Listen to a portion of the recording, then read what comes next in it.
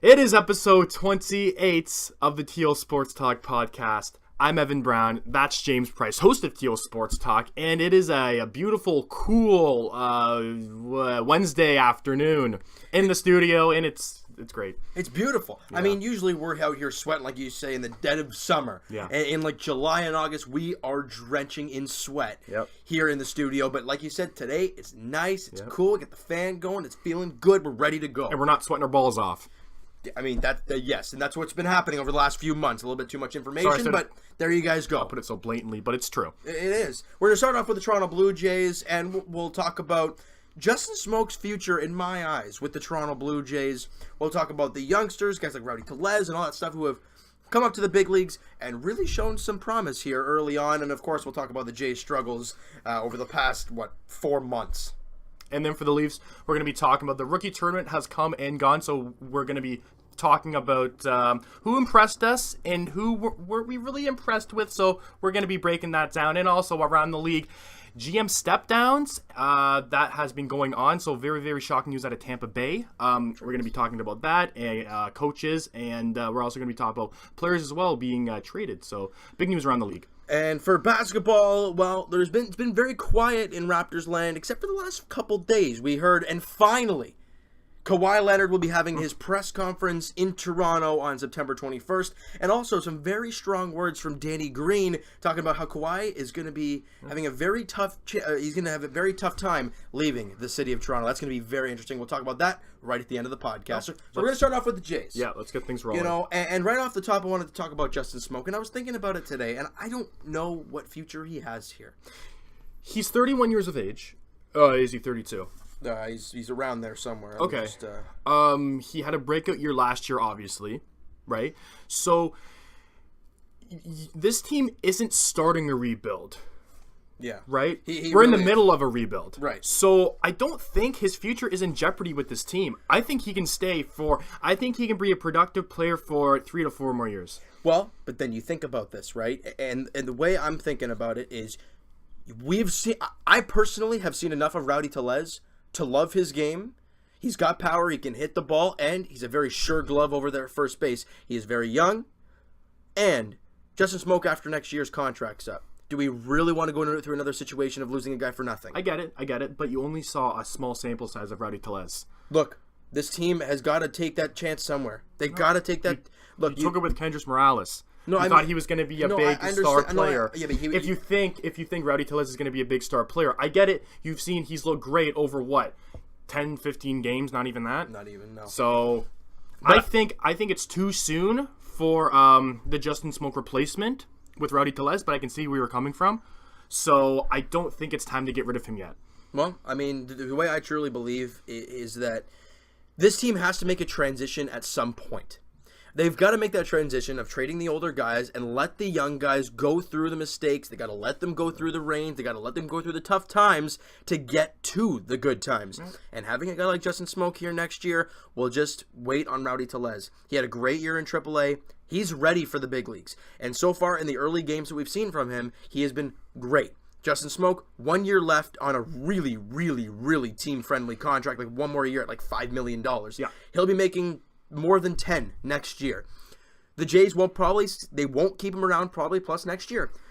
I can't see it happening just because Rowdy Tellez will be ready by then. Right, but again, it's a small sample size, and we don't we've torn down, I think, enough. You want to give this young guy a chance to just take the spot and run with it. No, I know. With Troy Tulowitzki out, Aledmus Diaz and Lourdes Gurriel Jr. have had the reins, and they've just gone, and they've done great. But do you think that Atkins is really going to just give him the spot? No. He's going to say, all right, Rowdy. All right, Rowdy. I know, it's pretty funny. Does. You're going to be having a competition or compete the spot with Justin Smoak. He's not going to give a rookie. There you go. Why not? Because, does he really deserve it after not even 10, 15 games yet? I think it's too early. Whether they deserve it, does Vladdy Jr. deserve it? He's never produced anything in the big leagues yet. No, but he's an exception. And I think we both know that he's an exception. Rowdy Tellez, he's looked good, but he's no Vladdy G. I don't know. I think this team has to make a trade. Look, and then Jays fans are going to be really angry next year at the trade deadline when the Jays lose Justin Smoke for nothing. And then they're going to be like, oh, why didn't they just trade him in the offseason? We're going to go through that again. But that's the thing. I think prospect-wise, we're pretty good. We're pretty, Yeah, we're in pretty good shape. So then why would you need to trade him for more prospects? I don't get it. Why not? You need more. Baseball is a system of you continue to flow in prospects. I understand that. I get it. But why wouldn't you want to keep him and you're guaranteed 20, 25 home runs on a team and Rowdy Tellez can learn from Justin Smoke rather than just throwing Rowdy Tellez out to the Wolves pretty much and maybe it's too much for the 22-year-old. Well, unless Justin Smoke is willing to play less games than Rowdy Tellez next year, I don't think he's back. I don't think he should be. You think that they're going to say Rowdy Tellez is getting... So you're saying, no, it's up to the coach to decide who plays more games? Right, and that's... We still don't know who the heck the coach is going to be after this year. Right. Well, let's just say it's John Gibbons. It won't be, I don't think. But let's just say it's John Gibbons. So you really think John Gibbons is going to give Rowdy Tellez more games than Justin Smoke? If he wants this team to transition to a great team instead of just hanging on under these old guys until their contracts run out and let them go and then build the young guys, it's just going to take longer. No, but you can argue that we would be worse off starting Rowdy Tellez. Do you expect this team to make the playoffs? No, but... Then there you go. It doesn't matter. No, it doesn't matter. I get it, but I think they should split starts, and I think Justin Smoke is... I don't know if he's willing to, but I would think he's willing to split starts with Rowdy Tellez. I don't know if he would be, because he's going to be in a contract year. He's going to get a big payday after next year. So I'm just saying, it's such a small sample size. I get it. We're all excited. We're all excited, but you have to see the big picture. And Justin Smoke has looked great these past 2 years, and I think he should stay with this team. He's not old by any stretch. He's what, 31, 32? 31. So I think he still has 3 more years at least left. I just don't know if I see him past this year. I love Justin Smoke. I love what he's done for this team last year, obviously being an all-star and everything, and this year still hitting 20 to almost 25 home runs. That's great. But you got to realize what this team is going to be going through. They're going through a retool/rebuild. You need young players.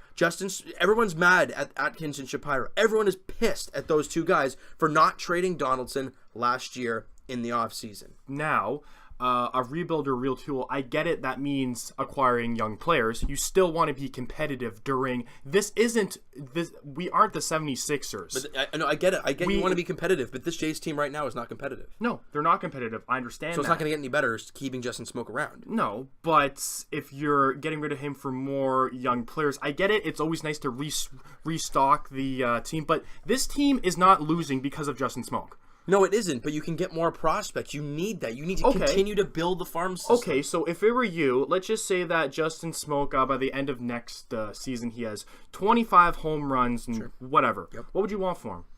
By the end of next year, you won't have him because he's a free agent. Trade deadline. I don't know if you'll get a whole lot. Look at guys, I mean... You don't know if you'll get a whole lot for Justin Smoke. So why would you trade him? Trading a guy at the trade deadline compared to in the offseason, giving them a team a whole year to work with. So you're saying off-season? Yeah, I'm saying when the season is over, trade him in the offseason. Okay. You get more than you will at the trade deadline. Clearly, we've seen that with Josh Donaldson. If he was traded last year in the offseason last year at the trade deadline, we could have got a lot more than Julian Merriweather, the guy who's having Tommy John surgery right now. Okay, so that being said, in the offseason, what would you want from him? I don't know. I'd want a couple prospects back. But what does this Jays team need? Prospects. Period. They need positionally pitching. They need pitches. They need pitching prospects. Okay. That's what they want. Okay. So fielders, I think they are fine for right now. I don't think they need to worry about that. But when it comes to pitching, they need it. Yeah. There are some good pieces. Ryan Barucki looks great. He was great again yesterday against Boston. You still have Stroman. You still have Sanchez. But those guys got to be them. They can't be what they are this year. Yeah.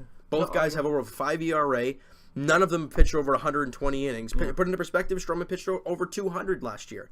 That's what you're supposed to be as a fully healthy pitcher. Pitch over 200 innings, that's great. But neither guy has pitched over 120. Yeah. And when they have pitched, they have over a 5 ERA. It's terrible. I don't see them trading Justin Smoke during the offseason at all, but I could be wrong, and me and you obviously think differently about the situation, which is fine, right? But yeah, it's definitely interesting about Justin Smoke. The last thing I'll say about that whole situation is you want to trade it. I am tired of the Jays waiting and then trading the guy when they're least value, which is when they're a rental player. So that's why I'm like, you know what? Instead of waiting and Justin Smoke, and let's say he gets injured next year and you can't trade him. Because we're banking on that. We're banking on having a good year and then trading him at the deadline. That's what we did with Josh Donaldson. Clearly that didn't work. It's a lose-lose situation because the Jays, if you trade Justin Smoke during the offseason, that just says the Jays management, we don't think that we're going to compete.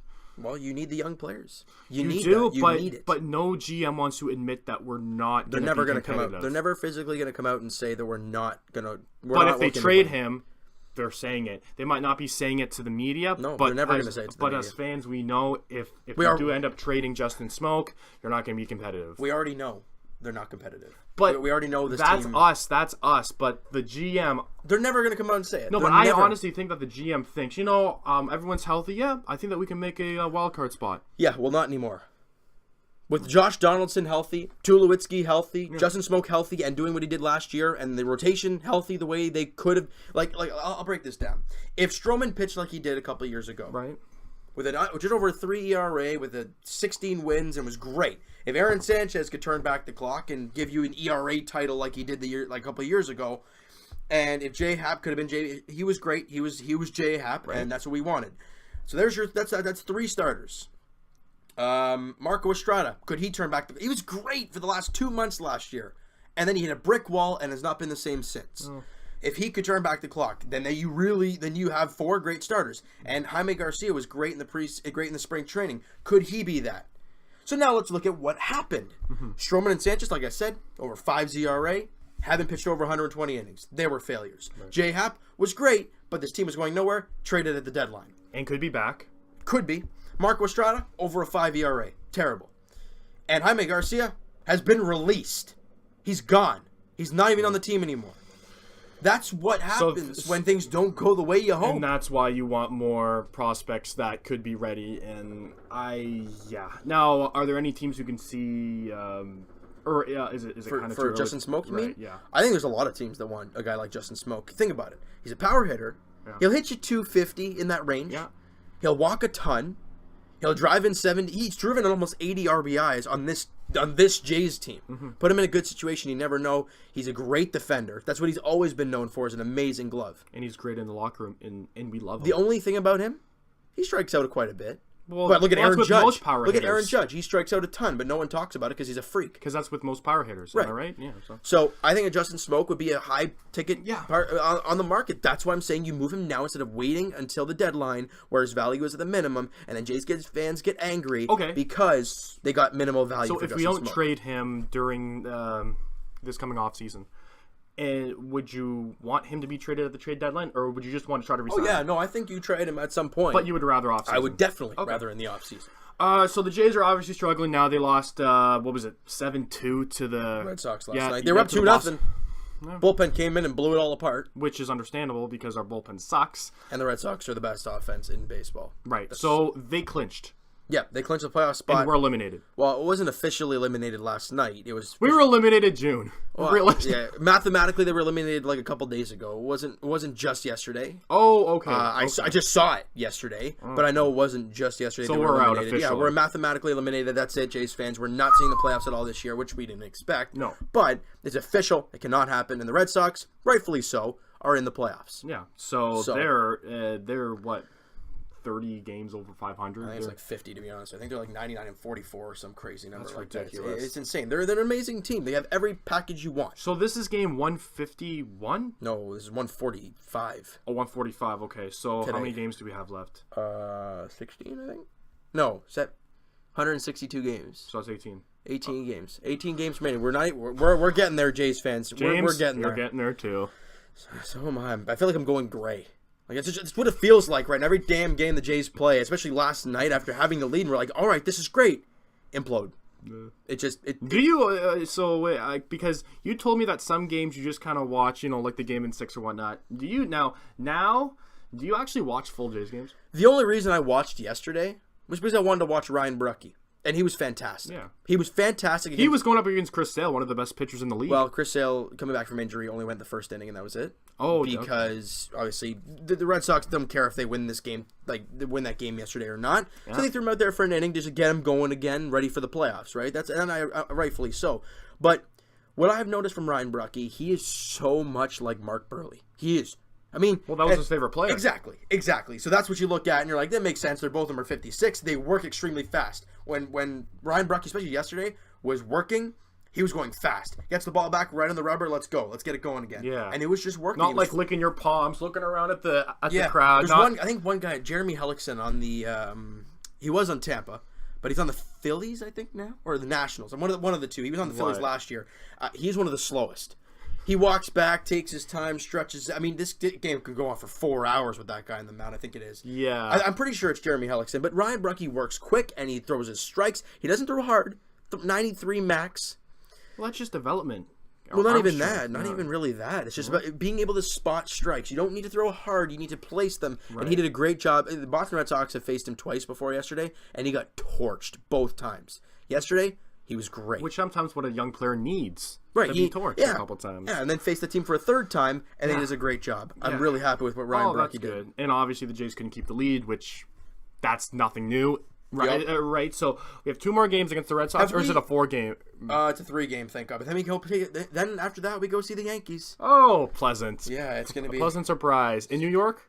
Oh yeah, and it's in New York for 3 games. So do you want to quickly talk about the young guys, or? So funny thing is, we don't. So after this Yankees meeting, we don't see the Yankees or Red Sox the rest of the season. And look who we're facing next: Baltimore, Tampa, Houston, and then Tampa again. You end the season in the crappiest ballpark in the game in Tropicana Field. But you know what? That just sums up the Jays season. It really does. It ends the way it started. Straight crap. Wait, so do we start there? No. Oh, okay, no. Okay, but still, you started off straight crap and you end off in the worst Tropicana Field, the blotchy grass. The Jays faced the Yankees at home in the first series. I remember that they lost. The first 2 games. Why can't they just tear off the roof at Tropicana Field so it's open? I don't know. That'd probably be the smart move. Just tear it off. It's in Florida. It's in St. Petersburg, Florida, isn't it? Yeah, it's beautiful. I don't understand. I'm not going to get into Tampa Bay because they're just frustrating to talk about because the Jays can never, ever, ever beat that team. No matter what team is on the field for them. It's like the Buffalo Sabres for the Leafs. The Tampa Bay Rays, guys, actually tied Seattle for that team in the wild card spot. Now, obviously, with Oakland playing as well as they are. Whoa. Yeah. Oakland is 8.5 up on the wild card spot. So they're 2 games back of the New York Yankees. You can't see Tampa Bay passing Oakland. No, it's not going to happen. There's like 15 games left, and they're 8.5 back. It's not going to happen. Okay. Oakland wins like 4 games, it's over. Okay, but if Oakland loses four games and Tampa wins, they have to win all their games. Tampa has to win all their games, and Oakland has to lose. I think you just have a hatred against Tampa Bay. I do. Okay, but they're not going to make the playoffs. And the Oakland Athletics are. Yep, good for them. Good for Oakland. I mean, they have no payroll, and yet they're making the playoffs. Don't they have a good fan base? I mean, their fan base, I guess, it's hard to be a fan of that team when you have when you I mean, when you share the state. We talk about arbitration, right? We're talking about Vladdy, we're waiting, right? With Oakland, that span of arbitration is all you got, and then you lose your players because they can't sign them. Yeah, they have no money to sign them. I feel it's terrible. That's why it's hard to be a fan of that team. At least the Oakland has, I guess, the Golden State Warriors. Let's not talk about them. No. They're a complete pain in the rear end, anyways. Right. But something I want to talk about before we wrap up the Jays segment real quick, because there's, again, not more to talk about. Something I want to talk about, actually, is, Lourdes Gurriel Jr. Now, he has come off the DL. Finally. And after that awkward injury against the Cubs. No, it was against the White Sox. White Sox. It's the same thing, really. But what I've noticed from him, and when he first came up, his defense was rough. You could see he had the arm strength, but his accuracy, his footwork, it kind of looked rough. Yeah. Since he's come off the disabled list, he has looked fantastic. Maybe he has looked great. It's all about working on it. Because he wants to come back, because that injury was you know what I mean? He was supposed to be out 8 weeks. He was back in a month. So I mean, he worked. Hopefully he didn't rush it all, because we don't need him back. But it's glad to see somebody a bright spot for the Jays, especially if they're young. Danny Jansen continued to play well. He's hitting 273. How about good old Dwight Smith? Actually, he got in one at bat today and he got out. He's only hitting 245 now. But Rowdy Tellez, where's my man? He had actually the last at bat of the game yesterday. He came in to pinch hit and he hit a ball to the wall. That has to be one of the best names in baseball right now. Of course it is. He's only hitting 421. If you name your kid Rowdy, it's fantastic. Now, I mean, come on. His Pops, he's proud. Pops is proud of him. I mean, obviously, I don't know if you heard the story about Rowdy Tellez, about how a couple weeks ago his mother passed away. And, no, I didn't hear about that. And I mean, it was just a really tough. Was it? I forgot what it was. She got sick last year, and I think it was Jonathan Davis, actually, the guy on the Blue Jays. So it was kind of expected that it was going to happen. But it's obviously hard, right? Yeah, obviously. And I think it was Jonathan Davis or somebody, Anthony Alford, somebody along those lines that told him, because he didn't even know if he was going to play baseball this year with that going on. And I understand that family is first, right? Yeah. But I don't know who it was. I forgot who it was that told him. They were like, man, just keep going. You're almost there. You're almost at the big leagues, dude. You can do it. Your mom would want you to do it. And then he did it. And here he is. And obviously, in his first at bat, he drills a double and points up to the crowd, points up to his mama, and Pops is in the crowd. Actually, no, he wasn't in the crowd for this first game. Really? Yeah, because got stuck on the plane. And he wasn't able to be there. But he was probably watching it. Of course he was. So. And then he was there for the whole series, the whole homestand anyways. So that was an amazing story. And he's still ripping. Actually, he became the first player in Major League Baseball history to get, I think it's like 6 doubles in his first 3 games or something. The other person to do that, Joe DiMaggio. Oh, jeez. And that's a name you want to be in the same category as. The last thing. The New Hampshire Fisher Cats AA team of the Blue Jays, obviously. They are in their playoffs. They're in the finals. Who are they facing? The Akron Rubber Ducks. Oh, my God. You're darn tootin'. And yesterday they played Game 1, and they won in 10 innings. An RBI 2-run single from Forrest Wall. Now, that sound familiar? Yes. One of the 2 people acquired in the Sungwon O trade. I thought... No, Forrest Wall. Him. No. Oh, no? Okay. Sungwon O. Him and Chad Spanberger were the 2 guys we acquired in the Sungwon O trade. So Jays fans. And how's Sungwon O doing?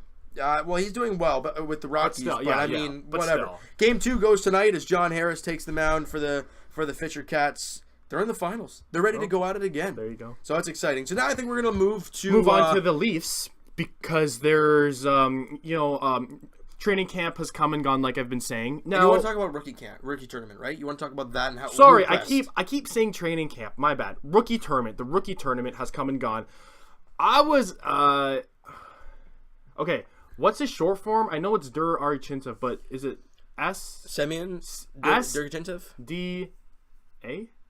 No. Yeah, SDA. SDA. Yeah. Okay. Yeah. He impressed me a lot. He scored, I think, 2 goals? He scored a couple goals, and he's quick.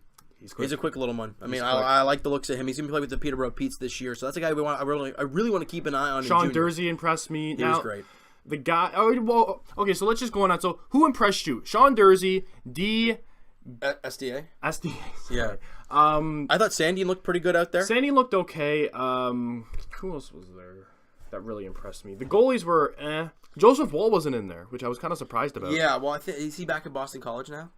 I know he's not starting. I think he starts in a couple weeks. He hasn't started playing in the 2018-19 season. But Joseph Woll is looked at as, we don't really have a blue chip goalie prospect, but he is our best goalie prospect. The one guy I looked at this year, Jeremy Bracco is a guy that I looked at there, and I thought he was very good. His passing is amazing. He was great. He was in that good. Tournament. Jeremy Bracco was good. I'm also looking here. Grundstrom, I think he scored 1, if I'm not mistaken, in that tournament.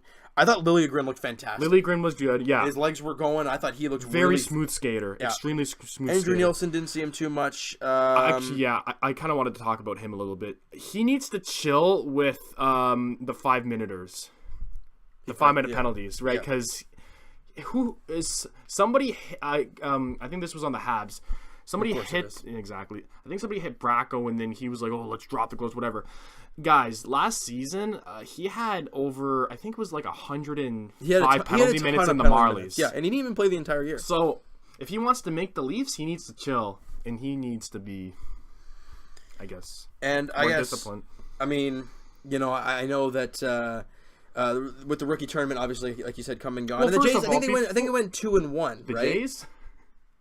The Leafs. Oh, I said Jays? Yeah, oh my God. Jays. The Leafs, they went 2-1, I think it was, and they lost in overtime to the Ottawa Senators in their first game. They lost both games, didn't they? They played 2 against Ottawa? Yeah. They lost, I think, 5-2, and then they lost in overtime, and then they faced the Habs, and I think they won that. They won both. Okay, so they were 3-1. Hey, that's That's pretty good. Pretty good in the rookie tournament. It is the rookie tournament. We still got the young ones. We telling you, we still got it. Hab fans and Sen fans are like, oh, we got some prospects coming up, and we're just like, yeah, you know what? We already have our prospects, but the Habs suck. I know. Well, but the Habs do have more prospects, which we will talk about later in the segment. But, so going to Jake Gardner's contract, about a possible contract. It was 6 days ago. Extension. It was posted right there. Now. Obviously, I would love to see Jake Gardner back in a Leafs uniform. Absolutely. I don't think it's going to happen, though. And honestly, I don't be mad if he is traded during the trade deadline. I mean, I don't know. The thing is about Jake Gardner is that it's not about the player, guys, because he's a great player. Yes, he has his woes. We understand that. It's about the contract, and he's making $4.5 million as of now. But how much of a raise is he going to want? Does he want a 6? He's arguably 7. Dude. Over 50-point defenseman, left shot, I get it. Unbelievable skater. Yep. Defensive issues, I get it. He can hold the line so well. Best of holding the line when it comes. It's fantastic. Better than Riley. Yeah. at holding the line, absolutely. So Jake Gardner is great in the offensive zone, but when it comes to on the other half of the end, on the other 45 feet or whatever it is. And obviously Babcock is trying to fix that, but I don't know at his age if it can be really fixed. I think it can. I think he's still young enough. To learn, obviously. True. I think he should. They just have to put him in a situation where he can learn. And I think a guy like Ron Hainsey might do wonders for Jake Gardner.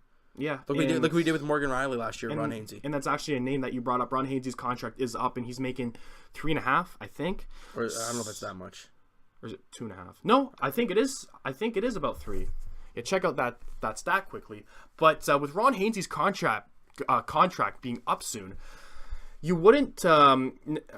Obviously, there's a possibility that Jake Gardner can come back because he's making 4.5, like I said before. He's making 3. That's a large chunk of money. Big time. So you could take some of that money. You could take $2 million from that and maybe give Gardner 6.5, or maybe give him 6. I think Jake Gardner is worth 6 mil, 6.5. You think he's worth more than Morgan Riley? Well, Morgan Riley, when that contract was signed, it's a sweetheart contract. You're never going to get a contract like that for any other defenseman of Morgan Riley's caliber. He got 4.5, right? No, he got 5. Kadri got 4.5.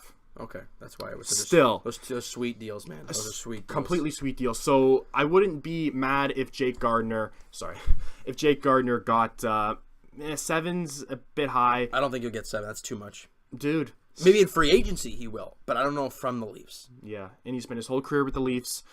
So I don't see him being 6, a pain in the rear and wanting 7. We don't know. We have no idea. No, we really don't. We have no idea if he wants that big payday or whatnot. Because guys, he's a great defenseman. Now, speaking of contract, and obviously we can't go another podcast without talking about William Nylander, and still nothing. I'm shocked. Now I'm starting to get a little antsy now. I'm worried now because I think training camp is starting. Well, the players, it was their first, not official first day of training camp, but all the players checked in to like the Leafs front office or whatever, and William Nylander was not there. He's in Sweden apparently. I don't know if Dubas is talking to him as we speak. Well, I don't know if he's talking to him or his agent. I don't know. It's probably one of the other. It's probably his agent, I imagine. Maybe he's just spending time with his family because it's a very stressful time for him and for the whole Leafs management. And for Leaf fans. Yeah. I mean, because we're stressed. Yeah. Now I said in the ballpark of 6 mil, 6.5. I don't know about 7. I think Jake Gardner as a player is more like valuable to this team than William Nylander. Yeah, I think we can both agree on that. Absolutely. So, what's your take on this? Honestly, initially, I had the thought of him getting between 6 and 7, but now that this thing is taking forever, I don't know how much. I don't know. For. I have no idea anymore. No. And this is where I'm starting to get nervous because, like you said, all the guys are in Toronto. They've already had talks with Tavares. The media did.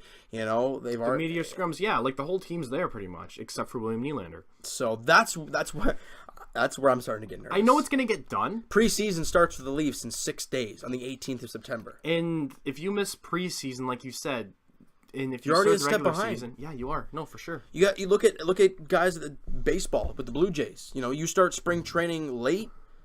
You're instantly in a hole. Because you didn't have that practice, and that's more of a reason to get injured. Knock on wood, hopefully he doesn't get injured. Right. But, I mean, I don't know where to take it from here. Because I thought every podcast we talk about this. Well, yeah. Which every week goes by. Yeah.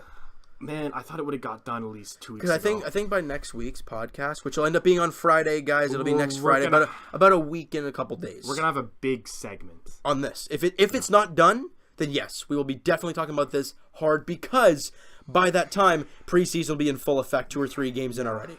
Because right now, guys, we still have, a week and a little bit before preseason? Or is it a week? Less than that now. Less than Tuesday, that. like you said. Tuesday the 18th. Right. Yeah, so, I mean, this is going to be the last time we're going to be talking until preseason starts, I guess, for the Leafs. The first game is on Tuesday, September 18th against the Ottawa Senators at 7:30 Eastern Standard Time.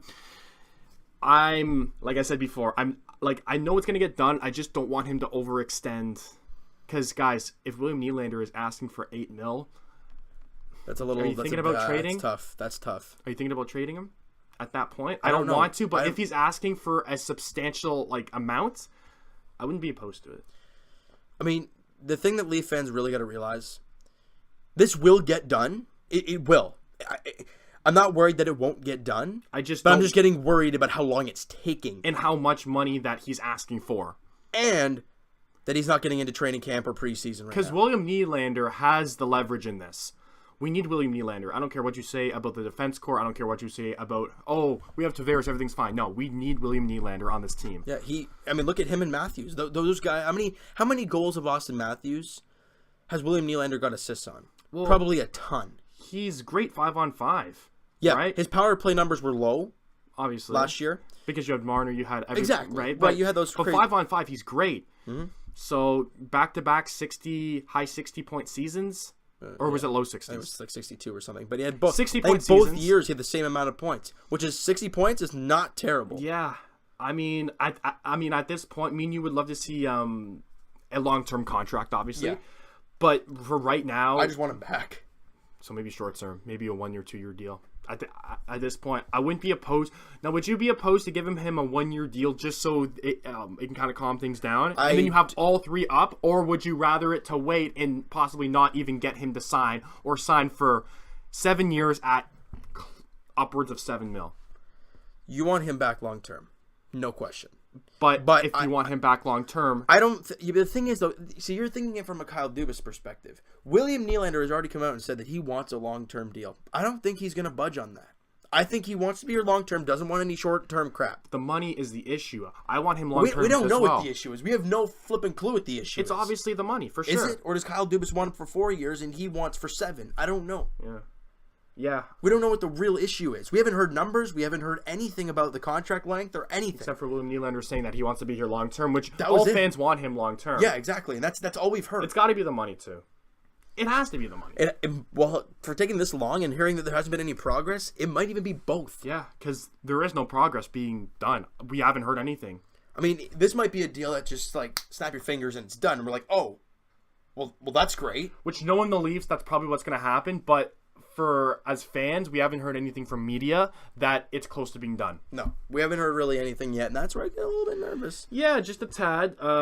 So, I mean, I think that's all for the Leafs. Personally, yes. Yes. Now, around the Leafs. We just said now at the same time. That's really weird. I'll start. So the biggest news, I guess, in the last week, Max Pacioretty is on the move, traded from the Montreal Canadiens to the Vegas Golden Knights. Now, first off, let's talk about that trade. Pacioretty going to the Knights. Talk about that first before the Montreal breakdown. Right. Okay. So, what Vegas is getting? They're getting a 30. He could be a North 30 goal scorer because he's on a better team now. Because his highest career total goal scoring was 39, so he could possibly get 40 goals on Vegas. And they re-signed him to a 4-year deal at $7 million. Right. Where for almost a 40 goal scorer. I think I even said on this podcast 2 podcasts ago, $6-7 million would be right for Pacioretty. Now, the LA Kings, we know the contract with them, what they offered Max Pacioretty when he got traded during the draft. It was 6x6. They gave him more term, less money. He wanted more money, and you can argue Vegas is in a better position than LA. Yeah, LA is kind of getting old. They're in that stage. They're not in a bad position, LA, don't get me wrong. But they're in that stage that they haven't really changed anything in years. And it's the same thing. And plus with Kovalchuk being on the team and getting signed, that's more points being taken away possibly, or more goals, I should say, from Pacioretty. So I think it was a great move by Vegas. They have a stockpile of prospects and draft picks that they could mortgage for him, so I'm glad. Now, I don't know if Pids can fly, but did Mark Bergevin actually just make a half decent trade? Only time is going to tell to be able to say. But with a guy that you did not expect to be here next year, with a guy that it sounded like he didn't want to be here, but I mean, he says he did, but I mean, really. I think it was the right move for Montreal. Of course it was. To move Pacioretty, absolutely it was the right move. And what they got back, they got Thomas Tatar, a serviceable player. 25 goals. On a fairly decent team. Right. Montreal's goal scoring has never been that good. Well, he was on Detroit, so... Yeah, but at least you have a couple of good players in there with Dylan Larkin and Mantha and guys like that can actually do something. Well, but then you have Montreal and you have...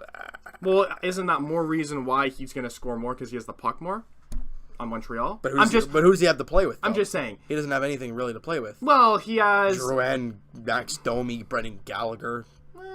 Detroit, you can argue that he had, maybe better players on Detroit, but they're very similar teams. I don't know. I don't know what to expect from Thomas Tatar. He's capable of max 25, but 20 goal scorer in Thomas Tatar. And then you got Nick Suzuki. And I think, obviously, that's the big piece of the trade. Yeah. Young guy, obviously drafted this past year in the draft by the... 13th overall? Right. No, 2017. Right. It was the... okay. It was a Timothy Liljegren draft. Yeah. So that was you know what? You look at that, and that was probably that was obviously the big piece in that trade. Young, I think he's a center. He's a center from the Guelph. From the Sault Ste. Marie Greyhounds. Oh, he's from. Sorry, Owen Sound Attack. Owen Sound Attack is Nick Suzuki, young guy. And they also got a second. Yeah, and a second round pick as well. So you look at this trade from Montreal; they're in a very tough spot with those two enormous contracts on their team. Guys, Max Pacioretty, yes, he wanted to be back, but I don't think if they signed him to another if they signed him back to another massive contract, they're in a huge hole.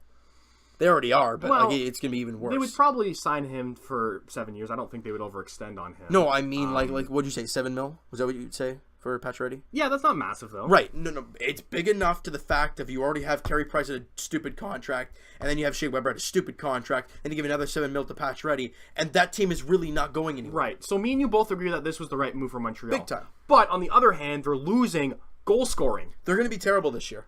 Yeah. They're going to be terrible this season. Yeah, they are. Unless Carey Price stands in his head and has a 1.5 goals against average. Shea Weber looks like he's a Norris candidate when he comes back in December. After December, right? So I think this was the right move. And Mark Bergevin, he finally, and I think it's a great because Thomas Tatar, he's no Max Pacioretty, but he can kind of fill that void, if you will, a little bit. It's going to be very interesting to tell what Thomas Tatar does in Montreal. Listen, I don't know how he'll do. Listen, I could see if Max Pacioretty was traded for a second in Suzuki, okay, they didn't even get a roster player back. What the heck? But yes, and you know what? They got back a 20-25 goal scorer who can produce, right? He's produced in the past with Detroit. I think he scored 30 to 35 goals one year for Detroit. So he can score goals, right? But great move for both teams, in my opinion, for sure. And a great contract. I mean, it needed to happen, but it's only time is going to tell to see if it was a good trade for Montreal. On paper, right now, it looks pretty good. You got a 100-point guy there in the OHL. In Nick Suzuki. He actually scored 50 goals, or was it 49? He scored a lot of goals. Something like that. Yeah, he's been very good. And he's a center, and that's the main thing that Montreal needs. Yeah, and they obviously drafted Kokoniemi as well. So that's your one too for the future. If it all works, yes. So there's all ifs. That's what prospects are. They're ifs. But they're looking like good players. Yeah, well, right now they are. And the second round pick is obviously something you want to throw in there. And I get a little bit piece back there. They love their second round picks. I think they had 4 second round picks in the 2018 draft, and now they have another one, so they have 2.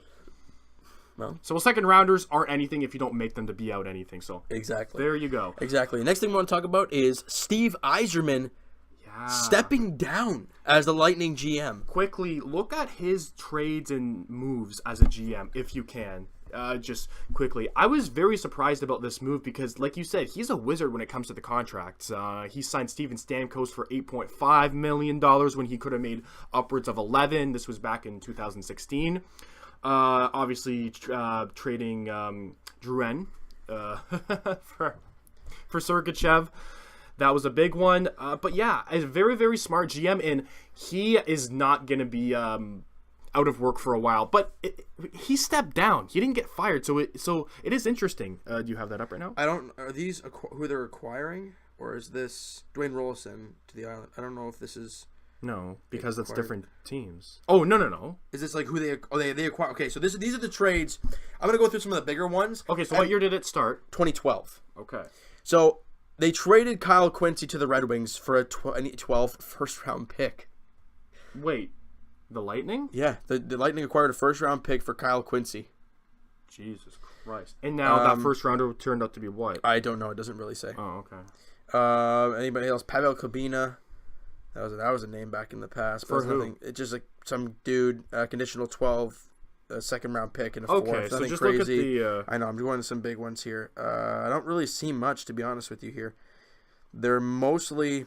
I think the Tampa Bay Lightning drafted well, so they didn't really need to make many trades. Like, they drafted Andre Palat in the 7th. They had Tyler Johnson as an undrafted free agent. They obviously picked up Kucherov in the 2nd round. So I don't think trading-wise, I don't think Steve Yzerman made many trades, but the signings that he... Go to their signings. So the one trade that I look at here, and Marty St. Louis for a 2014 conditional 2nd-round pick of first, and Ryan Callahan. To the Rangers. No, so Callahan went to the Lightning. Yeah. Marty St. Louis went to the Rangers. Okay, yeah. For the conditional you didn't second say that and first. at the beginning. Well, So I mean, I think it's pretty obvious St. Louis getting traded. Yeah. And then 2015 first and Ryan Callahan, which Callahan I think is still playing. He's actually playing still. But that's a contract variant on right, the team. but you got a conditional second, and Ryan Callahan for an aging Marty St. Louis. Go to their cap-friendly Tampa, because I know Steve Yzerman signed a lot of players. Trading-wise, he didn't make a lot of trades, obviously, but signed Kucherov for what, 9.5? I think. Something like that. Signed Tyler Johnson to, I think, what, $6 million? Stammer, I already said. Hedman, I think they signed to 7.5. And Victor Hedman is worth upwards of 10, even maybe 11 mil. So Stamkos still has 6 years left at 8.5. Yep. Callahan still has 5.8. Yeah. Andre Palat is signed for 5.3. JT Miller for 5.2. Tyler Johnson for 5. Even Nikita Kucherov, he's still on a contract of 4.7, but it's 9.5. Those are all good contracts. Alex Killorn for 4.45. And then we go to defense. Victor Hedman for not even 8. Victor Hedman is worth 10. Ryan McDonough so he's gonna be after this season making about almost 7. Yeah. Anton Strawman's a free agent at the end of the year. Coburn, Girardi, they're all free agents at the end of the season. That Victor Hedman contract, man. Victor Hedman is worth upwards of 10 mil. And they got Vasilevsky for 2 more years at 3.5. So I think that, like you said, Vasilevsky, Victor Hedman, man, like, he's a wizard when it comes to contracts, and he won't be out of a job for long. No, I talked to you yesterday about it, and I said, you know what? Why not Detroit?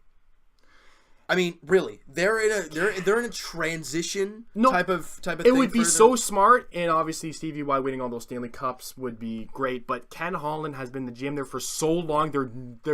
I don't think they're ever going to get rid of Ken Holland. Well, only time is going to tell. And they're in the middle of a rebuild, so I think they're going to keep him. No, like I said, only time is going to tell. But last thing I want to talk about is Lou Lamoriello. And he came out today, not too long ago. Actually, before I forget, sure. John Tortorella re-signed with the Blue Jackets for 2 more years. 2 years. Again, kind of a streaky coach. I'm not a fan of him, but obviously it's working in Columbus. Well, is it? They haven't even won a playoff series. But they've made the playoffs. That's more than they did the few years before. So, it's whatever. Now, Lou Lamoriello has made some he's made some comments about John Tavares leaving and everything like that. He says there's no aftermath. Players come and go. It's different if they had won championships. It's different if they had a lot of success. They haven't done much, and I don't say that with any disrespect. Having been to the playoffs the last couple of years, with the Leafs, of course, things haven't worked out the way everybody would have liked them to. From what my understanding is. No, it's talking about the Islanders. Yeah, okay. So he's saying that those are strong words against John Tavares. But I agree with them. I'm sorry.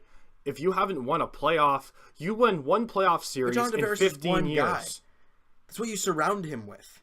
No, but they haven't given him much to work with. No, they haven't. And that's Garth Snow's issue there. Yeah, of course. He's terrible. But Lou Lamoriello, I like what he's saying, that you can't dwell on the past. Now it's the future. We lost him. I get it. But now we got to build forward something great. So I completely agree with what Lou said. So I guess we're going to be moving on to basketball, the Raptors. Do you want to? Yeah, we're going to move to the Raptors here, and obviously, like we said right off the top, Kawhi Leonard's silence might be done. Maybe, because his press conference is going to be held. I'm just going to find it here where it says. So September 21st is going to be the press conference for Kawhi Leonard and Danny Green. So the first time they're speaking to the media. The media. Since the trades. So there you go. On September 24th is media day for the Raptors, and so I'm assuming we'll be hearing more from Kawhi, more from Danny Green, and obviously Lowry and the Raptors as a whole. Yeah. It's going to be very exciting to see that. And then on the 25th of September, the day after media day, training camp gets going. And then 29th, first preseason game. Yeah, so there's your schedule, guys. Write it all down. Do what you got to do. It's very interesting because we haven't even heard Kawhi talk really about the Raptors to the media. We haven't barely heard him talk, period. Well, that's just Kawhi Leonard. That's just the way he goes. Yeah. So, and then you mentioned about Green. So you mentioned that Danny Green comes to Canada once a year. That's what he was saying. There was a quote here. I'm going to try and find it here. So this is actually it here. Is there any more quote from Kawhi or from Danny Green? Let me see if I can find. Let's see if I don't know if this is the whole thing, but I'll read this anyways. This is a quote from Danny Green. Right. I think it was yesterday he said it. Right. I don't know where his mind is at for the future. I can't predict or tell you. I can just tell you that the city of Toronto is gonna be hard to turn down after being there. I've been going every year for the past 10 plus years. It's a great city and the fans are amazing. I'm getting a great amount of feedback, a great amount of love, and all types of different stuff from the fans, so it's going to be tough for him to turn down. So, it's true because Charles Barkley said it best himself. This is the top 3 cities in North America, guys. Right, and every American is going to say otherwise. Well, Los Angeles and obviously the Big Apple are pretty much the two. But arguably, Toronto, it's the most Celtic fans are going to have some fun with that. Well, Boston, yeah, it's a great sports city. How about an actual city? That's debatable. A great food, great people. It's very diverse. Very diverse. And, but, he's only been here for a short amount. I don't even know if he's present here right now. Danny Green or Kawhi? Kawhi. I have no idea. And actually, his whereabouts are to be determined later. I know this isn't really a good source, but Six Buzz on Twitter, Instagram said that Kawhi bought a house in Toronto, didn't rent. Yes, I heard that all over the place. So he bought a house, but he never rented one. So, Raptor fans, that means he's staying, for the season. And then we don't know what's happening after that. So you're not taking anything. You don't rent a house for a year. If you're rich like him, why not? Why not buy it then? Well, and you have a house everywhere, pretty much. If you're Kawhi Leonard, but if you buy it, and he's like, I don't really like it, then sell it. Well, you could just rent like an Airbnb for. It's Kawhi Leonard. This guy doesn't do Airbnb. This guy just buys houses. Well, just look at his hands. I mean, they're huge. They're massive. Covers the doorknob. Why isn't it turning? Why are you not turning? Kawhi, your hands are too big. No, it should be turning. Like, it's just, come on. Yeah. But, I mean, with Kawhi Leonard, he bought a house in Toronto, did not rent one. No. Well, I was just interested to see, like, if his hands are on an iPhone 7. Can he go all the way around it? Well, can he crush it? Probably. Do you see the size of those things? Phone crusher.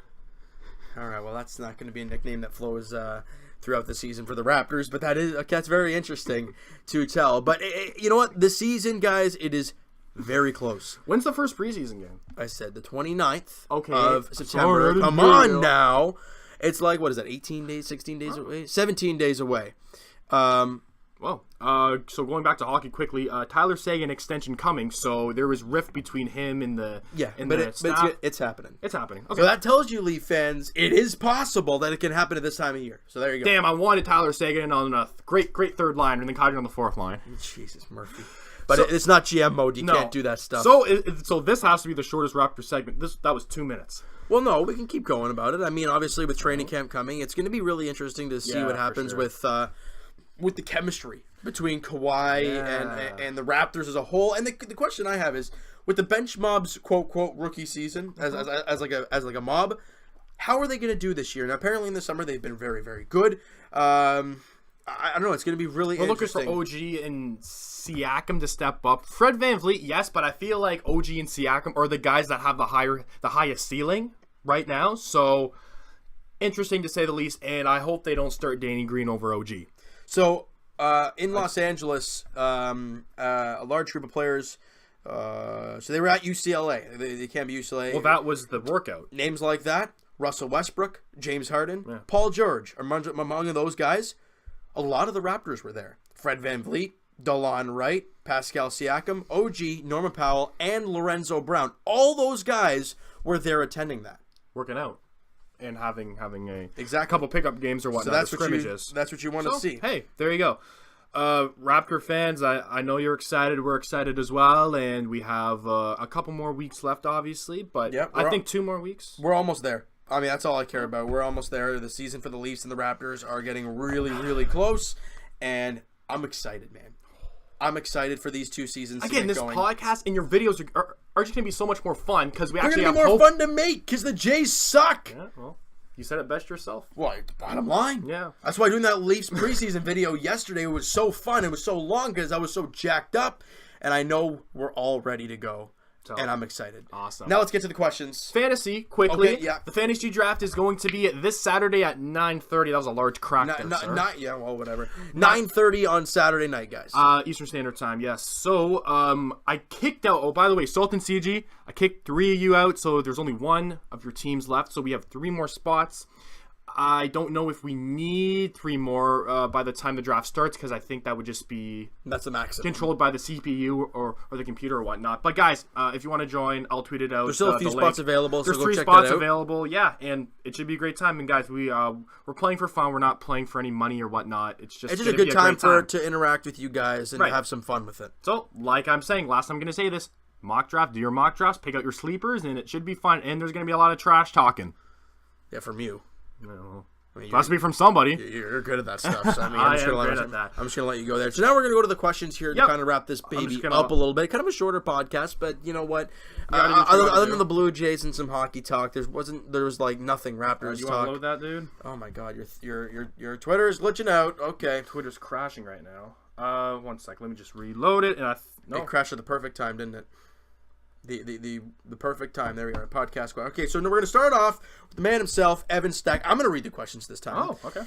Gives me a little. Who do you think will win? Will be the next team to win the AL Central after Cleveland? It might be a while, but it's still an interesting thought. Yeah, that's actually a really interesting question there, Evan. I think it's going to be quite a while. I do agree with you because all the teams in that league suck, and Cleveland is very good. Obviously, right now they're actually losing 2-0 to Tampa Bay right now. In the early goings in that ball game. But you look at that division, and you get Cleveland, Minnesota, Detroit, Chicago White Sox, and Kansas City. I think Kansas City is going to be down there for quite a while. Baltimore.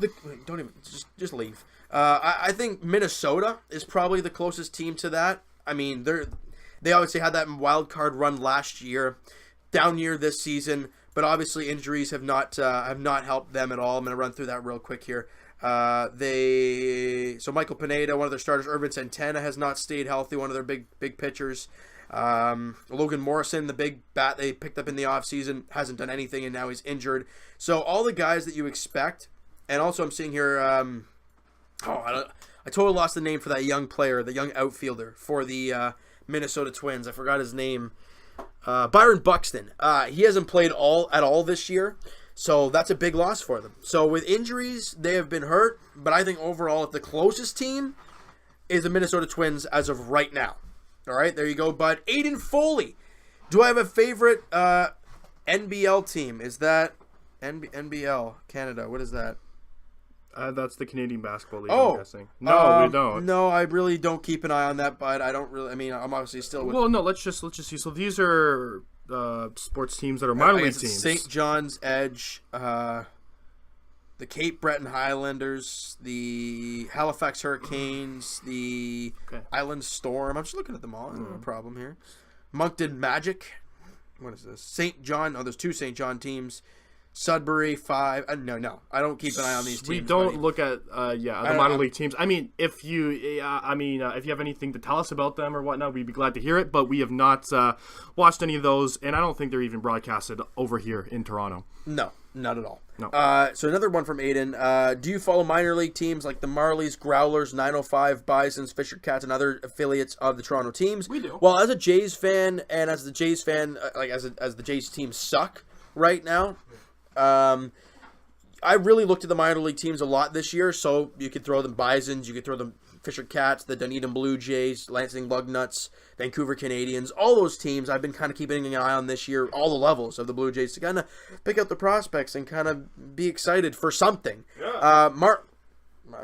Marlies, they're always a good team, so you want to keep an eye on them. 905, not as much, just because the Raptors are very, very good. Yeah. And when it comes to prospects, you don't usually see them in the 905 and develop into great NBA players. You don't see it too often. Well, I think the main problem is about because they're located in is it Mississauga, Yeah.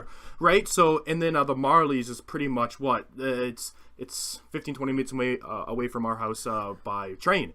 So Right. me and you have seen Marley games, but 905 it's kind of far for us. Yeah, it's not an easy commute, I guess you want to call it Yeah. that. But Growlers, no, I have not kept an eye on them. Oh, I guess it was the Solar Bears. But no, I have not kept an eye on them really at all. That's that. Roderick, I think he made a new Twitter account. My main man Roderick B. I think his Twitter thing got all screwy, so he's got a new account King here. of Rage 2, shout out to you, bud. So who do you think will get more points this season, Matthews or Tavares? That's a really tough question. Because Matthews, First off, it all starts on health, and then from there you go, okay, well, how are their lines going to work? Well, first off, is William Nylander going to be William Nylander's to start the season because of the contract dispute? We're going to have to wait and see. Is Marleau going to start the year with Matthews? Is Hyman? I think personally, it's going to be John Tavares. That's what I feel. I think a healthy Matthews, because Matthews, I don't know about staying healthy, but a healthy Matthews can get, I think, more goals than Tavares, but it's going to be close. I think points-wise, Tavares, just for the fact of he did very, very well on an Islanders team, which was okay, but they weren't stellar. Now you're throwing him with Mitch Marner, one of the best passers in the game. So I mean, my goodness. But that's what I say about him. Aiden Foley. What would yours and Evan's walk-up and walk-out songs... Wait, what? Our walk-up songs. What would our walk-up songs be, and which one of the Jays are your favorite and least favorite? If you know, I don't really know. I know my favorite one is Kevin Pillar because he always says the same one. Who would be your walk-up song? I don't know. I had a few back in the day. Maybe like Fall Out Boys? Or? No, Fall Out Boy. I don't know. I remember, the song Hall of Fame? You know the song that you showed me. I used that back in the day. That was a pretty cool for one. motivation. Yeah, I get you all fired up for your at-bat and everything. But really nothing much. Would you have one?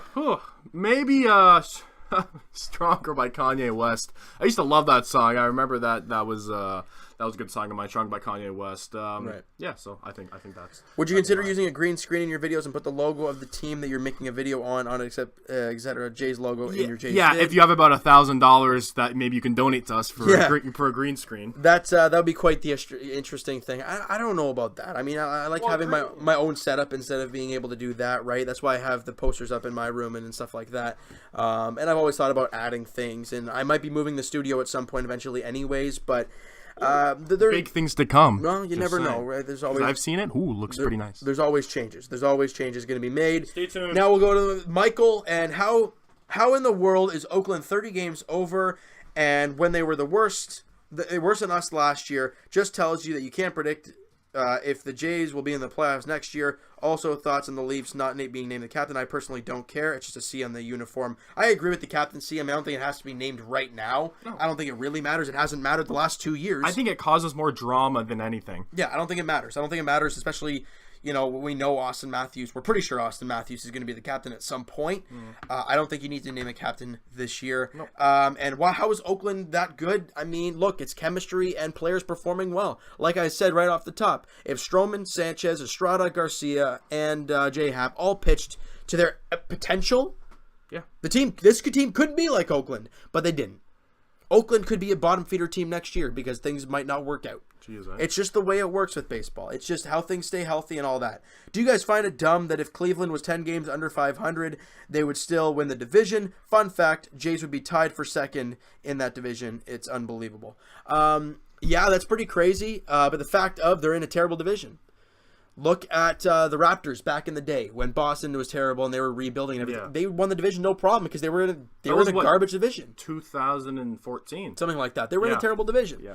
You look at the with the Leafs. Look at the Washington Capitals and the Pittsburgh. Some of those teams wouldn't even be in a division in team in the Atlantic. It's just the way the divisions work. Yeah, which is kind of stupid, That's but just the way it is. Yeah. So that's it for the questions, guys. We really appreciate your support every single week. It's great to hear comments from you guys. Done 30 of these. Can you believe that? What is this, 29? 28? 28. Holy smokes. So 30 is going to be, I guess, not next week, but the week after. So, guys, thank you very much for the support. That's when the season begins, I think, for the hockey, or is it not quite yet? Oh.